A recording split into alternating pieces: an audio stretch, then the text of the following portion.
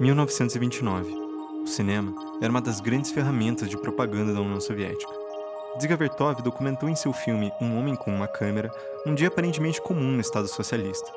O diretor e sua esposa, Elizaveta Svilova, que editou o filme, usaram técnicas de montagem e decisões estilísticas inovadoras na época. O próprio filme revelava mecanismos da produção e do discurso cinematográfico. Podemos notar esses aspectos logo nos primeiros minutos, quando vemos pessoas sentando para assistir a uma sessão de cinema. O filme também mostra sequências de sua própria realização, intercalando os acontecimentos banais do dia a dia, as imagens do fotógrafo e da editora trabalhando. A obra se mostra autoconsciente de sua feitura. Essa decisão de Vertov em revelar ao público o processo por trás do filme, expondo o discurso cinematográfico e reforçando que o que estão assistindo é uma construção narrativa e estética, é o que chamamos de opacidade. O que há quase 100 anos era algo novo, hoje é relativamente comum.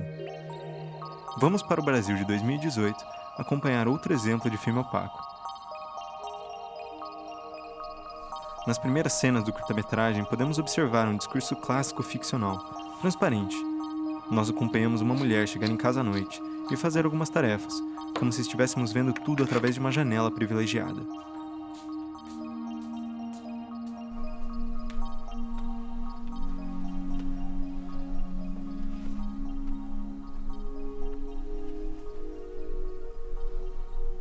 No entanto, essa ilusão de transparência se quebra no momento em que uma voz grita "Corta!". O enquadramento muda e mostra uma equipe de filmagem, diretor, câmera, luzes, cabos e tudo que caracteriza uma produção de cinema. Esse ato de expor a construção do próprio filme, chamando a atenção do espectador para a materialidade dessa obra, faz dele opaco. Não vemos mais só a ficção, vemos as entranhas da máquina que a faz funcionar. Podemos dizer que agora vemos a moldura que sustenta a janela. Ismael Xavier nos ensina aqui. No extremo, há o efeito janela, quando se favorece a relação intensa do espectador com o mundo visado pela câmera. Esse efeito é uma construção, mas guarda a aparência de uma existência autônoma. No outro extremo, temos as operações que reforçam a consciência da imagem, como um efeito de superfície, tornam a tela opaca e chamam a atenção para o aparato técnico e textual que viabiliza a representação. Em Um Homem com uma Câmera, por diversas vezes conseguimos criar uma consciência da manipulação fílmica. Isso acontece não só por conta das coisas mostradas, mas também pela maneira como essas coisas são apresentadas. Vertov utiliza algumas técnicas reflexivas: múltipla exposição, passagem acelerada do tempo, câmera lenta, quadro congelado, jump cut e telas divididas. Esses diferentes manuseios tornam o filme opaco, pois evidenciam a imagem justamente como uma imagem, uma superfície construída, e não a realidade tal como ela é. Segundo Jacquemont Michel Marie, a opacidade surge quando o filme mostra o dispositivo, a reflexividade cinematográfica, ou produz efeitos de espelho, a reflexividade fílmica. Essa reflexão pode, por sua vez, remeter a outros filmes ou se autorrefletir. A autoconsciência é também claramente colocada em Isso Não é um Filme. O procedimento interrompe a narrativa inicial, criando uma espécie de looping e torna o filme cada vez mais opaco.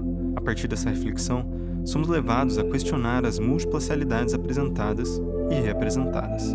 Então, podemos definir a opacidade no cinema como um gesto de refletir a consciência fílmica, evidenciar a moldura que sustenta a ficção. Este gesto é o que também chamamos no dia a dia de metalinguagem. Laurent Juliet e Michel Marie comentam que a indústria do entretenimento absorve progressivamente os achados formais da modernidade, reduzindo-os a figuras de estilo esvaziadas de seu eventual conteúdo distanciador, ou seja, alguns gestos de reflexividade que eram chocantes em 1929 se mostram rotineiros hoje. Jump cuts, telas divididas, protagonista olhando para a câmera e conversando com o espectador, rompendo com o que chamamos de quarta parede, se tornaram técnicas habituais, pois são utilizadas com certa frequência pela indústria cultural. A cultura do século XXI, chamada de pós-moderna, é uma cultura de autorreferência e reflexividade.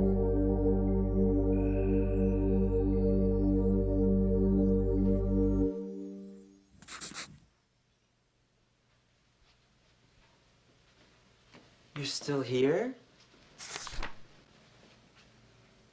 It's over. Go home.